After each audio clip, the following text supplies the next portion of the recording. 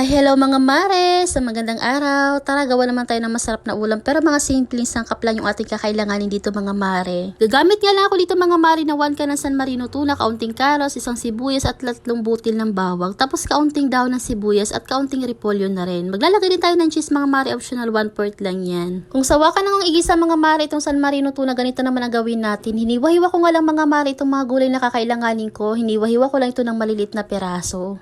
Napakadaling lutuin nga lang nitong mga mare at mabilis na itong sundan, kaya naman tapusin nyo ang video hanggang dulo. Tapos ayan mga mare, pagkahiwa-hiwa ko nitong mga sangkap ay pagsasama-samahin lang natin ito sa isang lagayan. Pwede nga rin natin itong mga mare pang pulutan or papakin lamang.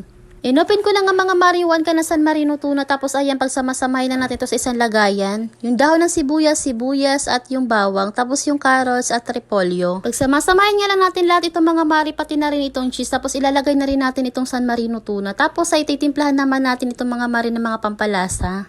At sa mga pampalasa nito mga mare, naglagay nga lang ako dito ng magic sarap, paminta, tansya-tansya lang tayo dito mga mare. Naglagay din ako ditong sesame oil, mga 1 kutsara, pero ito ay optional lamang. Nakakapagbigay din kasi mga mare ng kakaibang aroma itong sesame oil kapag ka naglagay tayo. Tapos naglagay din ako dito mga mare ng oyster sauce, asin at kaunting asukal. Tapos ayan mga mare, halo-haloin lang natin ito ng maigi hanggang sa mag-combine lahat ng mga ingredients natin inilagay. At kapag nahalo-halo na nga natin ito ng maigi mga mare, sunod naman natin gagawin ay babalutin naman natin ito. Itong molo wrapper pala, pambalot ng siomai yung aking gagamitin. Pambalot niya sana ng dumpling yung gagamitin ko dito mga mare, pero ito lang yung meron ako dito sa bahay, kaya naman ito na lang ginamit ko kasi sayang na rin. Tapos ayan mga mare, maglalagay lang tayo ng exact amount dito sa ating lagayan or pambalot.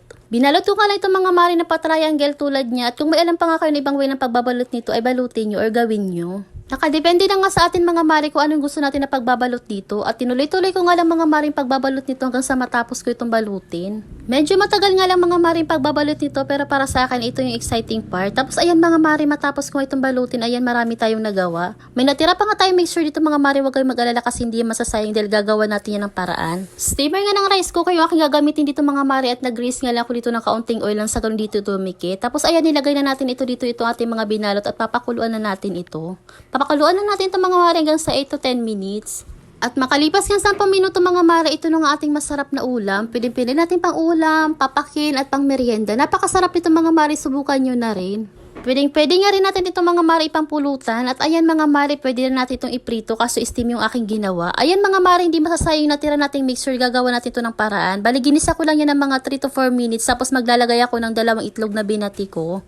May timpla na rin naman mga mare itong ating mixture, kaya naman yung itlog, paminta na lang yung aking inilagay. Tapos ayan mga mare, gisahin lang natin ito or hanggang sa maging dry na ito.